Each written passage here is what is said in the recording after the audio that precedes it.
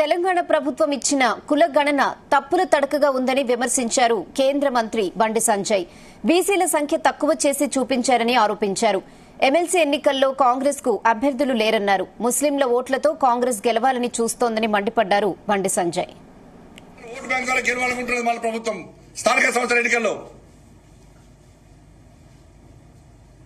ఏమనే BC సంఘాలకు అర్థం కాలే.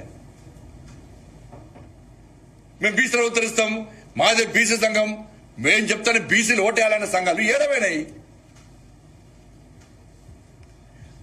46% ప్రభుత్వం తీసుకొస్తే ఇలా అగ్రవర్ణాలు ఉన్న కులాలు కూడా దీన్ని వ్యతిరేకిస్తున్నాయి. అరే గింత ఘోరమా? బీసీ ముస్లిం బీసీలో గుర్తిస్తారా?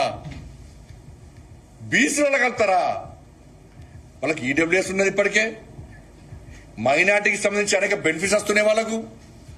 మళ్ళా ఇప్పుడు బీసీలు కలుపుతున్నారు. ఇవాళ ఇదెక్కడ చేస్తున్నా, ఇదెక్కడ మీరు రాచరికం? నాకు అర్థం కాదు. గింత రాచరికమా?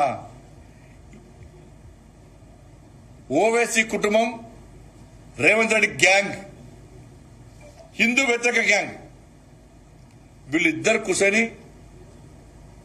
రాత్రిపూట ముచ్చట్లు పెట్టి ఇవాళ హిందువులను రాచి రంపాన పెట్టడమే లక్ష్యంగా చేసే కుట్రనే ఇది. ఓవైసీ కుటుంబం, రేవంత్ రెడ్డి గ్యాంగ్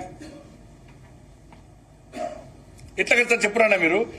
ఒక వార్డ్ ఎలక్షన్స్ వల్ల అది బీసీ రిజర్వ్ అయితే ఒక ముస్లిం వచ్చి పోటీ చేస్తాడు. వాళ్ళ 500 ఓట్లు ఉంటే 500 వన్ సైడ్ పడితే వాళ్ళే. ఇక బీసీలు హిందువులు గెలవరు, ఇక గెలుస్తారు, ఎడగెళ్తారు. ఇక సర్పంచ్ ఏడెత్తారు, ఏడెత్తారు, ఇక గెలుచుడెక్కదు. ఇక మొత్తం వాళ్ళే రాజ్యం అయిపోతుంది.